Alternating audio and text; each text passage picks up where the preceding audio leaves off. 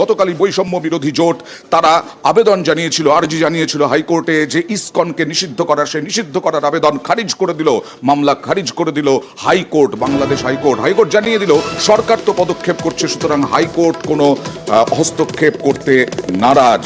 এই নিয়ে এই কলকাতার ইসকন প্রধান রাধারমন দাস কি বলছেন দেখুন। ওখানে অ্যাটর্নি জেনারেল কিছু রিপোর্ট সাবমিট করবেন আর আদালত নির্ণয় নিয়ে নেবে। তো আমরা ওটাই ভাবছিলাম কি যদি ইসকনকে ব্যানই করে দেয় তো ওখানে আমাদের অনেক মন্দির আছে, ভক্ত লক্ষ লক্ষ ভক্ত আছে, ওদের কি হবে? কিন্তু অ্যাটলিস্ট একটা হিন্দিতে কাহাওয়াত আছে, ডুবতে কো তিনকে কা সাহারা। তো কিছু তো একটা মতলব অ্যাটলিস্ট আজকের দিন তো বাঁচা গেল। এখন কোর্ট বলেছে গভর্নমেন্টকে নির্ণয় করতে, তো আমরা আশা করি কি গভর্নমেন্ট পজিটিভ দেবে। গভর্নমেন্ট জানে কি আমরা ইসকন পুরো বিশ্বতে কত আমরা হিউম্যানিটেরিয়ান কাজ করি, আমরা সব সময় মানুষের সঙ্গে আছি। আর বাংলাদেশের সংখ্যালঘুদের ওপর অত্যাচারের অভিযোগ, তার সঙ্গে চিন্ময় কৃষ্ণ দাসকে গ্রেফতারি কিভাবে দেখছেন আন্তর্জাতিক সম্পর্ক বিশেষজ্ঞরা? তারা বলছেন চিন্ময় কৃষ্ণ দাসের গ্রেফতারিতে আসলে আন্তর্জাতিক ইন্ধন রয়েছে। আমার তো মনে হচ্ছে প্রথমেই আইনের দিক থেকেই কিছু একটা সমস্যা আছে, এবং এটা একটা বলতে পারেন নির্দিষ্ট এটার একটা হয়তো রাজনৈতিক দৃষ্টিকোণ আছে, যেখানে বলা হচ্ছে যে উনি উস্কানিমূলক মন্তব্য করেছেন। লার্জার কনটেক্সটে উনি জাগরণ মঞ্চের সদস্য হিসেবে তার চট্টগ্রামের ভূমিকা, রংপুরের ভূমিকা, এই ভূমিকার নিরিখে তাকে আটক করা হচ্ছে। কাজে আইনত যে জায়গাটা আছে সেটা কতটা জোরদার আমি বলতে পারবো না, কারণ আইনজীবী নয়, আমি যতটুকু জেনেছি পড়েছি তার ভিত্তিতে বলছি। কিন্তু ডেফিনেটলি এর পিছনে একটা পলিটিক্স আছে, এইটা তো খুব স্পষ্ট এখন বোঝা যাচ্ছে। বাংলাদেশে এত কিছু হয়ে যাচ্ছে, আন্তর্জাতিক রাজনীতিতে আলোড়ন উঠে যাচ্ছে, কিন্তু মোহাম্মদ ইউনূস তিনি কোনো বিবৃতি দিচ্ছেন না কেন? প্রশ্ন আন্তর্জাতিক সম্পর্ক বিশেষজ্ঞদের। এই মুহূর্তে তো বাংলাদেশকে ভাবতে হবে যে তারা আরো কত এই ধরনের, আমার মনে হয় ভাবমূর্তি আরো কত খারাপ করবে। লক্ষ্য করে দেখো ঘটনার পর থেকে ইউনূস কিন্তু কোনো বিবৃতি দিয়েছেন বলে আমার অন্তত জানা। আর কি একটা বলা উচিত ছিল না যে এই ধরনের একটা, এবং বিভিন্ন তার অ্যাডভাইজারি বোর্ড থেকে বিভিন্ন মানুষজন বলছে যে হ্যাঁ এই একটা আইন ব্যাপার হয়েছে, এবং অলরেডি আমি যেটা বললাম আইনি মহলের মধ্যে একটা বিতর্ক সৃষ্টি হয়েছে। আমি আপনি ডেইলি ট্রিবিউন দেখুন, আপনি এই খবরটা পাবেন। ফলে এই জায়গাতে দাঁড়িয়ে যে তত্ত্বাবধায়ক সরকারের মাথায় রয়েছেন তার আমার মনে হয় আর কিছু না, একটা নৈতিক কর্তব্য টু গিভ আ স্টেটমেন্ট। কোনো স্টেটমেন্ট কেন নেই? আর অবশ্যই আমাদের প্রতিবেশী দেশ বাংলাদেশ, তাই এপার বাংলাও উদ্বিগ্ন, চিন্তিত, যদিও এই পরিস্থিতি কাম্য নয়, তাই বলছেন আন্তর্জাতিক সম্পর্ক বিশেষজ্ঞরা। দেখুন, আমরা বাঙালিরা ওপার বাংলার বাঙালিদের সঙ্গে বরাবরই যোগাযোগে আছি, এবং আমার ধারণা প্রত্যেকটি মানুষ খুব উদ্বিগ্ন, এবং অনেকে মনে করছেন তারা অনিরাপদ আছেন। হ্যাঁ, ফলে এই পরিস্থিতিটা আমার মনে হয় পশ্চিমবাংলার মানুষের কাছে একেবারেই কাম্য না। এবং আমরা অনেক জায়গায় সাংস্কৃতিক আমাদের অনেক মেলবন্ধন আছে, কত বাংলাদেশি মানুষ আমাদের এখানে আসেন, আমরা বরাবরই তাদের সঙ্গে আমাদের একটা আলাদা সম্পর্ক আছে। চরমপন্থী মানুষ যখন এইভাবে তাদের প্রতি দুরাচার করছে এবং সরকার সেটাকে প্রতিরোধ করতে পারছে না, নিশ্চয়ই এটা আমাদের কাছে খুব আক্ষেপের বিষয়। আর বাংলাদেশ পরিস্থিতির বিরোধিতায় আজকে পথে নামলো হিন্দু জাগরণ মঞ্চ। সাময়িক উত্তেজনা তৈরি হলো, পুলিশের সঙ্গে ধস্তাধস্তি, এবং ধস্তাধস্তিতে এক পুলিশ কর্মীর মাথাও ফাটলো। দেখছেন সেই ছবি। আজকে বাংলাদেশ ডেপুটি হাই কমিশন অভিযান করেছিল হিন্দু জাগরণ মঞ্চ। সাময়িক উত্তেজনা, বেগবাগানে বাংলাদেশের ঘটনার প্রতিবাদে মিছিল, বাংলাদেশ ডেপুটি হাই কমিশনের ডেপুটেশন, পুলিশ মিছিল আটকাতে উত্তেজনা। আর অন্যদিকে কীর্তনের মাধ্যমে প্রতিবাদ ইসকনের, মিন্টো পার্কে শান্তিপূর্ণ প্রতিবাদ ইসকনের প্রতিনিধিরা তারা মিছিল করলেন।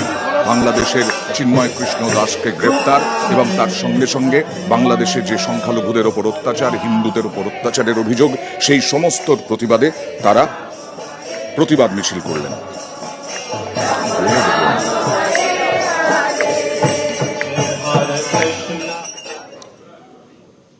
আর এবার শেখ হাসিনা তিনি বিবৃতি দিলেন, হিন্দুদের ওপর অত্যাচারের প্রতিবাদ করে তিনি বিবৃতি দিলেন।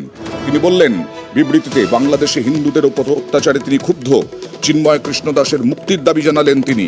বাংলাদেশ পরিস্থিতি নিয়ে শেখ হাসিনা যে বিবৃতি দিলেন তাতে বাংলাদেশের সরকার সম্পূর্ণ ব্যর্থ বলে দাবি হাসিনার। বাংলাদেশে চিন্ময় কৃষ্ণ দাসের গ্রেফতারি বেআইনি বলেও দাবি শেখ হাসিনার। বাংলাদেশে চট্টগ্রামে মন্দির পোড়ানো হয়েছে। বাংলাদেশে মঠ, মসজিদ, দরগা, চার্চে আগুনের নিন্দা হাসিনার। বাংলাদেশে সব ধর্মের মানুষের সুরক্ষার দাবি শেখ হাসিনার।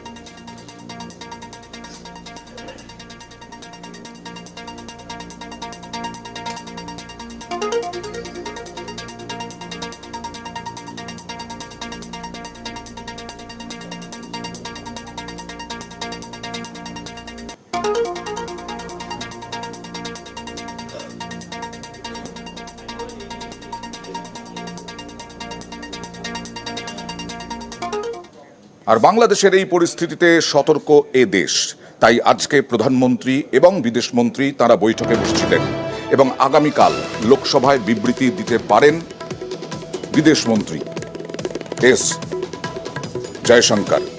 তিনি বিবৃতি দিতে পারেন, কারণ বিভিন্ন দিক খতিয়ে দেখা হচ্ছে। সংখ্যালঘুদের উপরে অত্যাচার, সংখ্যালঘুদের উপরে অত্যাচারের অভিযোগ, হিন্দুদের উপরে অত্যাচারের অভিযোগ, বিভিন্ন মন্দির জ্বালিয়ে দেওয়া, মন্দিরের ভাঙচুর, এই সব নিয়ে আজকে বৈঠক হয়।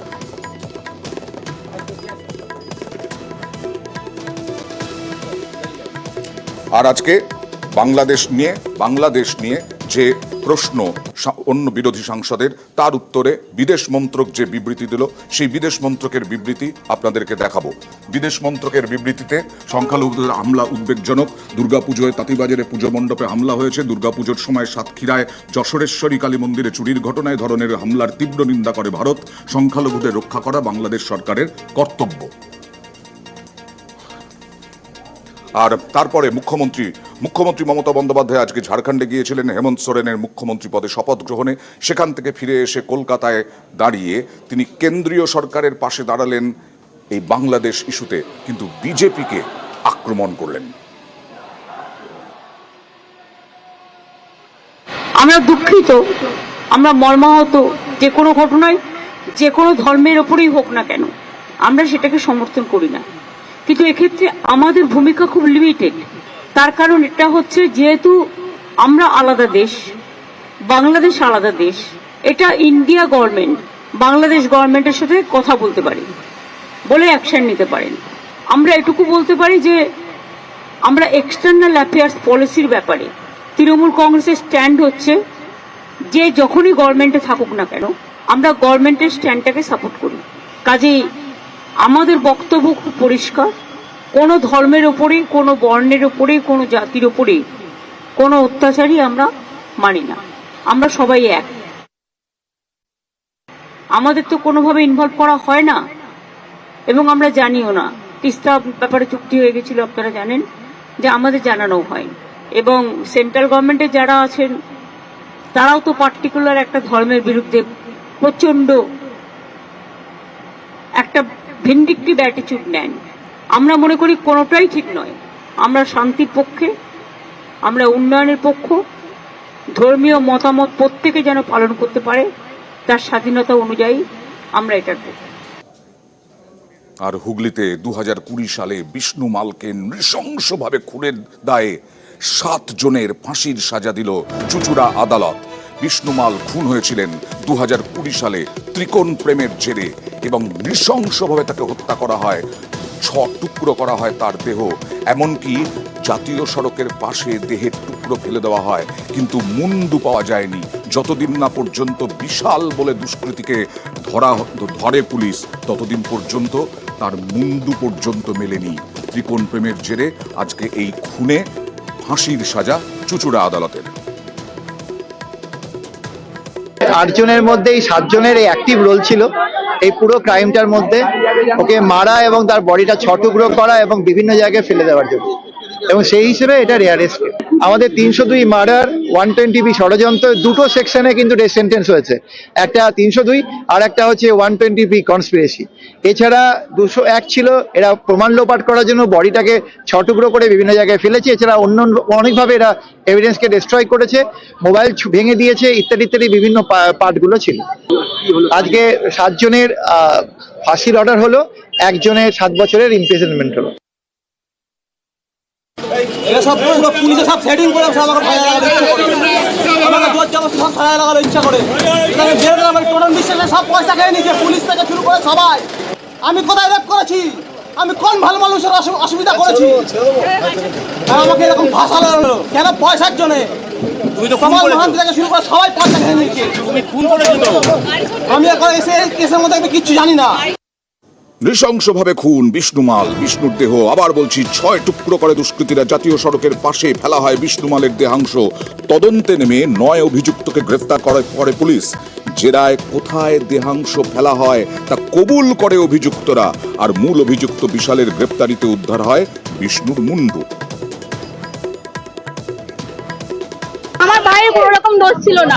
আমার ভাইকে মেরে তার বডিকে 6 টুকরো করে এমন ভাবে মেরেছিল, আমার বাবা মা তাকে শেষ থেকেও দেখতে পারিনি।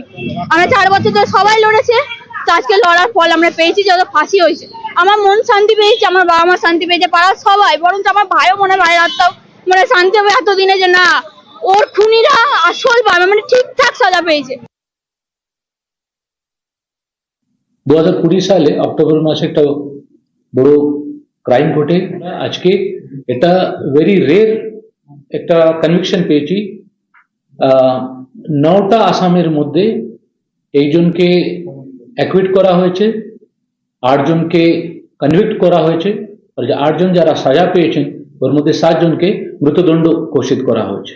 এর সব থেকে বড় রোল প্লে করেছেন প্রসিকিউশন মিস্টার বিভাস চ্যাটার্জি, এবং সবকিছু তথ্য ঠিক মতো উনি কোর্টের সামনে রেখেছেন। সকলকে আমি কংগ্রাচুলেট করছি, এবং যারা যুক্ত ছিলেন সে 2020 সাল থেকে সকলকে রিওয়ার্ড করা হবে।